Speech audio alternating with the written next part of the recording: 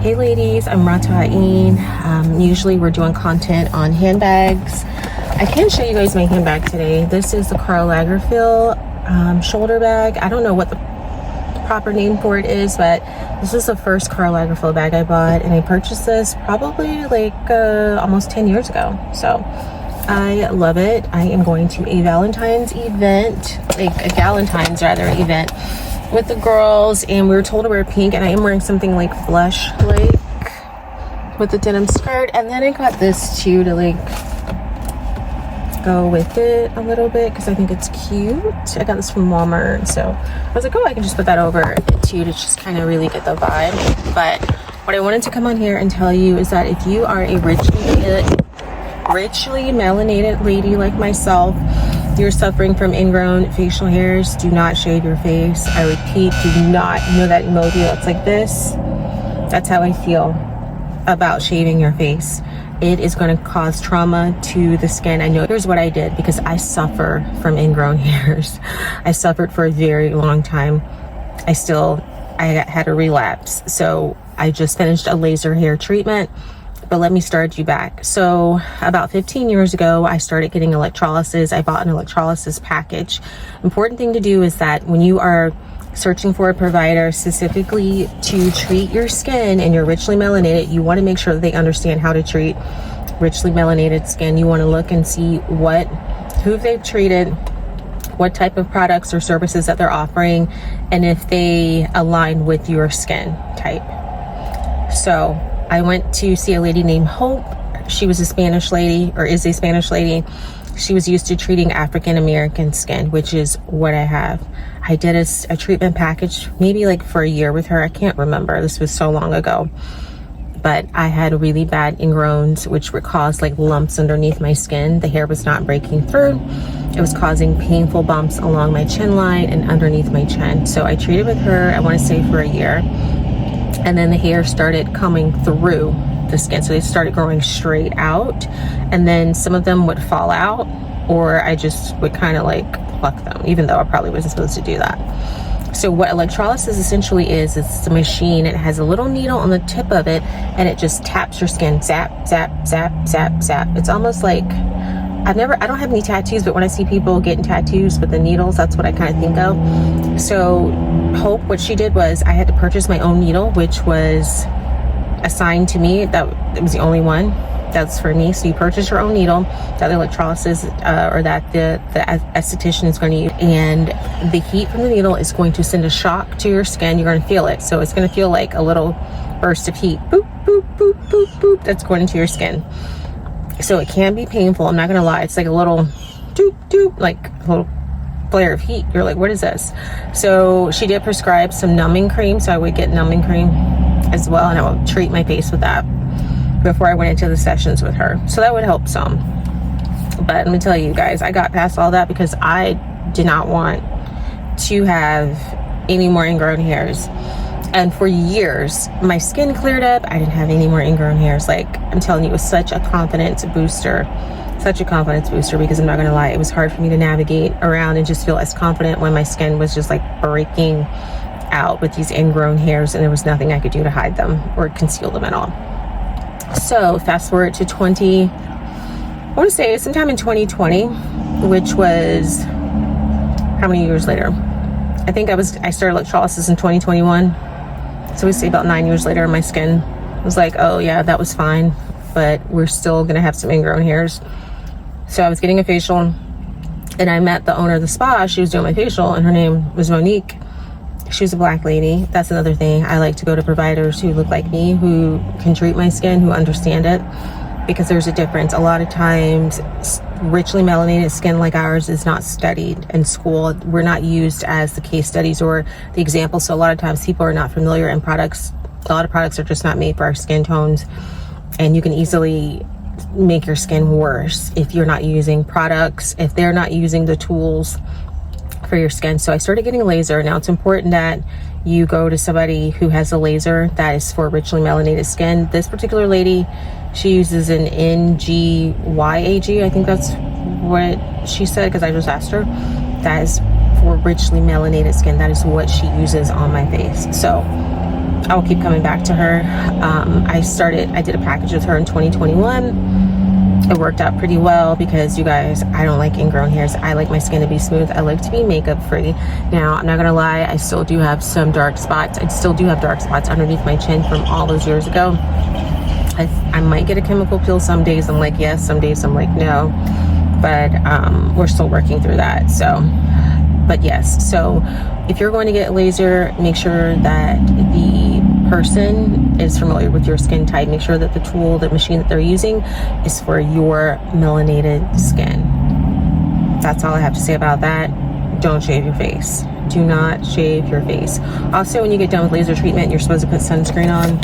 I'm gonna put this Fenty on my skin.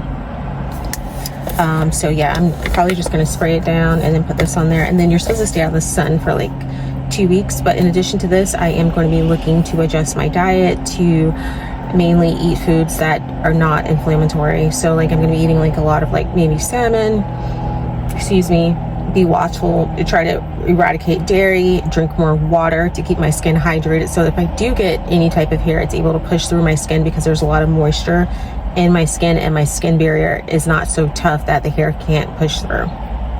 So I did go to Tasha. I did go see her today.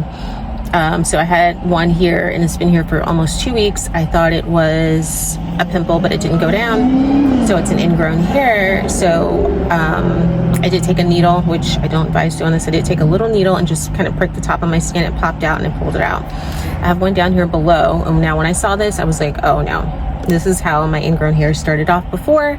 I'm gonna go see Natasha again so we can just nip this in the bud. So that's what I did today. I'm not gonna pick at this one because I know this is an ingrown hair. It's gonna scar really bad and it's hard to get rid of them. You get those dark spots for me along my chin.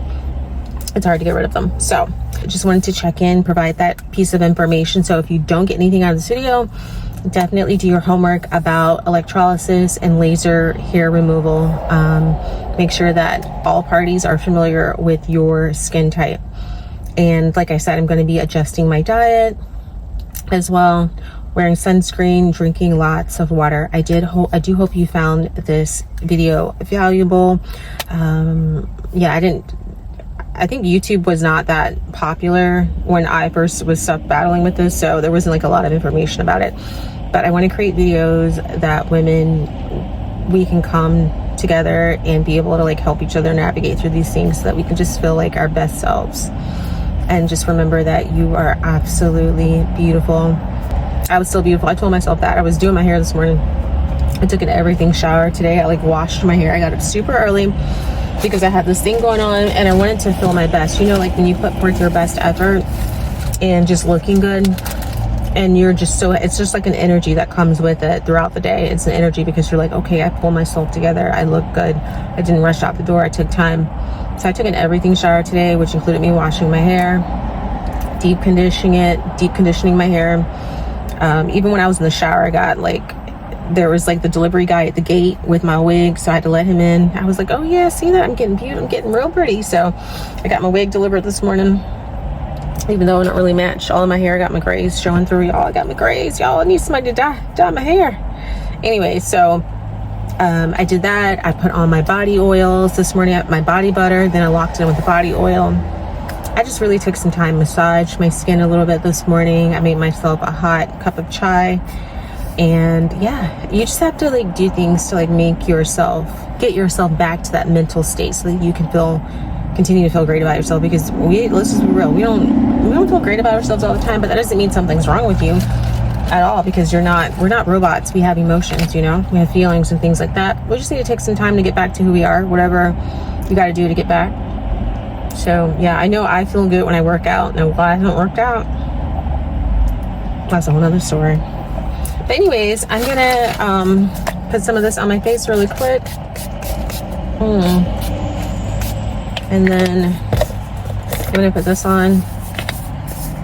It's Fenty a little bit longer. I don't think I'm gonna put any makeup on my face. I think I'm just gonna go in like this, but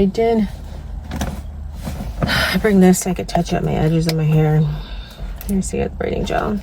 I think my sister told me about this. She uses, I think, on my nephew's hair. But yeah, I just packed up my little stuff in here. threw it in here. So yeah, this is little stuff I got. I don't know if I showed you guys this, but I like this little pouch right here. This little, and this is so cute. This is a eye, lip, and cheek palette. This is for Rosie and Bright's Laura Geller, which some of her stuff sells for a lot of money on certain sites, and then I can go to Marshall's and TJ Maxx and get it for like really cheap. So yeah, but when I was on the cruise, I did use this as a little blush. It was so cute. So I'm gonna get myself together. I think I'm gonna drive over to where I'm supposed to be, and then I'll get myself together from there. I'll let my moisturizer set in, my little thing of lip glosses, and yeah, we'll go from there because I think I need to be there by now. All right, I love you guys. Thank you guys so much for watching. If you do enjoy videos like this, let me know. I love skincare.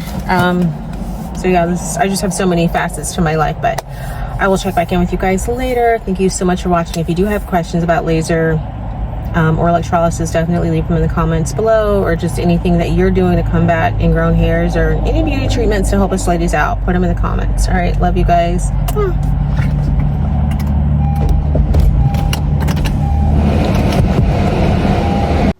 Hey, so make sure you subscribe, because in the next episode, I'm going to be sharing more about the Galentine's event we had downtown with the girls. This was put on by my sweet friend, Maria. She definitely knows how to bring all of us together. And then I'll show you a little bit about what I got into afterwards. So stay tuned. Make sure you subscribe.